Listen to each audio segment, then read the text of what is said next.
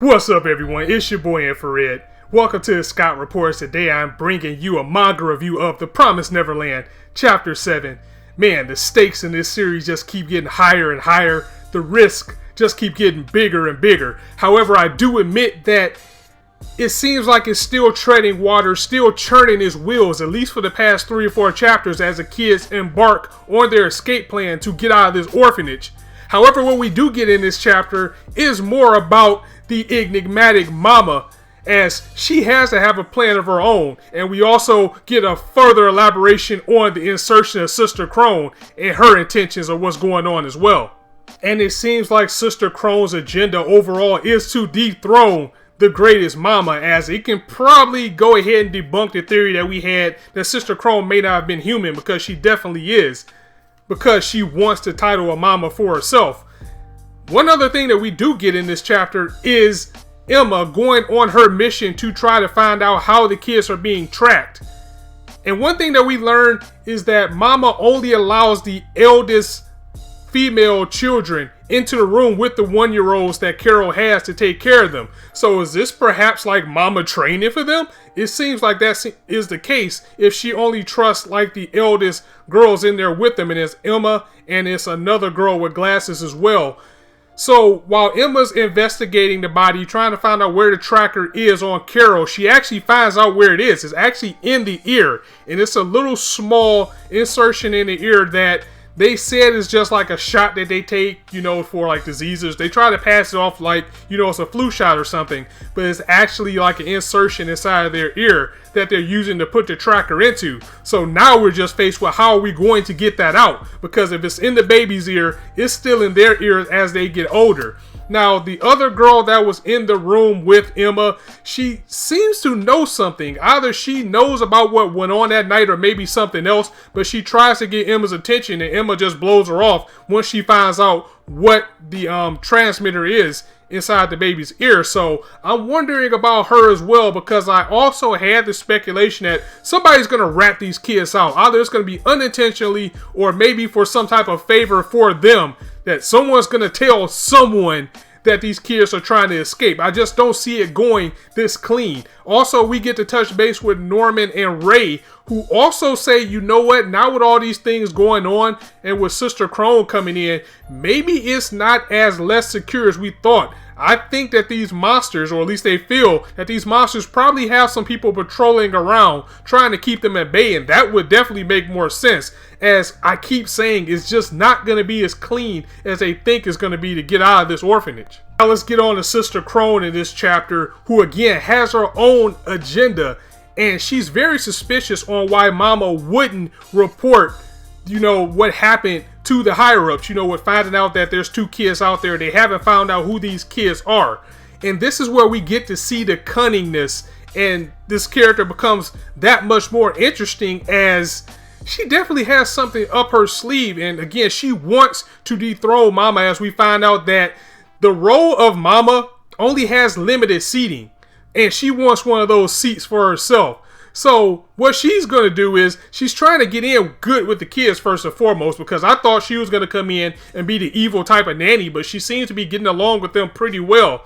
But what her plan is, she can do one or two things. The first is that she can help Mama cover up what's going on and not report it to the higher-ups, and then Mama will owe her a big favor. Or the second option would be that she will tell the higher-ups what Mama is doing, and then that would advance her up to the ranks that she wants to get to even faster. However, in order to do that, she herself needs to find out who were the 2 kids that were out there and saw the incident with Connie that night. So that's her motive, that's her goal, and she's going to go ahead and try to accomplish that. But as I keep saying, they keep focusing on how cunning, how smart Mama is. I don't think it's going to work out that well for Crone either. I think either Mama is going to set Crone up to take the fall, or I don't know, she might even meet her untimely end, because Mama really doesn't want her there. Even though she did request her, I think she just wanted her there to keep things covered up. And I think once she finds out what Crone is on to, it's going to make things worse for her. At the end of the chapter, we get the biggest shocker of all, of course, as we find out Mama is reporting to someone by the name of Grandmother. So who is that?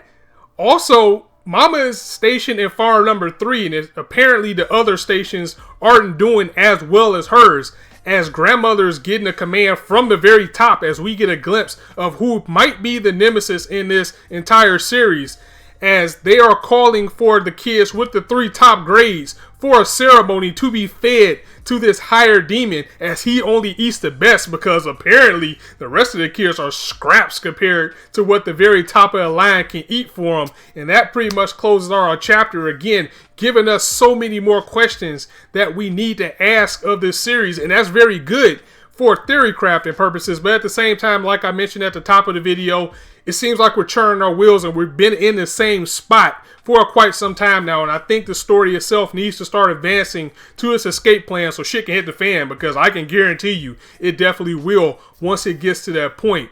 So overall, again, another very solid chapter, and this is where the theory crafting come in, because there are still some things I would like to know about this series. First and foremost, the role of grandmother. It's like, how do you get that, and exactly what does the role of grandmother mean? I mean, you already have a mama as like a grandmother, clearly because the name is over mama. But what did that mean? What do you have to do to get to that point? And this is the type of things I was talking about with Sister Crone, as far as she wants to get her way to the top. So how do you get to the very top, especially with Madame Isabella basically being the cream of the crop of these caretakers? And of course, the biggest question we all still have about this series is, where are the adults? I mean, it has to be a resistance or something somewhere outside the walls, and we can see clearly they do need some type of adults for some type of things. My question is, where are the men? We haven't seen any adult males in this series yet. Like, we know we have mamas. Is there a father somewhere? Or are all the men being used just for reproduction in this breeding camp that I've been calling that they have to have somewhere? So it's interesting to see where everybody else is in this world. But there is one more thing that I would like to bring up, and I didn't notice it until I went back and kind of refreshed and read the chapters again, and it's dealing with probably like the tracking and Connie. Because remember when Connie died and they found her body with the arrow in it, she had a flower coming out of her body. Now, at first I thought that maybe she was just holding a flower or something, until I looked at all the flashbacks, and at one point where they showed her entire body, it looks like that flower was definitely coming out of her body, which leads me to think, we found out this chapter that Carol had like a little bud implanted in her ear. What if the transmitter is actually a seed? And just hear me out. What I'm getting about this is, Ray, or I don't remember if it was Ray or Norman, but they mentioned that this tech that these demons or whatever they are using to track the humans is definitely tech that they don't know about. So what if these seeds are implanted into the kids, and then it goes into their bloodstream or something, and uses some type of vegetative state or tracker to actually detect where these kids are? Maybe what they put in their earbuds is a seed. And another reason I mentioned a flower is because at the end we see the demon with that same type of flower that Carol was holding, or came out of her body per se, in this chapter as well. It could be a lot of things. There's a lot of possibilities out there, because maybe even if the kids get too far away, maybe this is some type of tracker or type of bomb that will go off, causing this flower to come out. Or when they die, maybe this flower comes out so it'll put up like a flag so they can find out where the prey is. I mean, the possibilities of this series is endless, and I love it, and I commend Shonen Jump for bringing us this type of darkness and depth. So I'm going to go ahead and end it here, guys. Let me know what your thoughts and theories are in the comments below. If you like this video, go ahead and drop it a like. And if you want to hear more, go ahead and hit that subscribe button, as there's not a shortage of content for you guys to indulge on this channel. And as I always say, you guys can be anywhere on YouTube right now, but you chose to listen to me. I really appreciate that. So thanks for stopping by. On that note, it's your boy Infrared signing out. See you soon.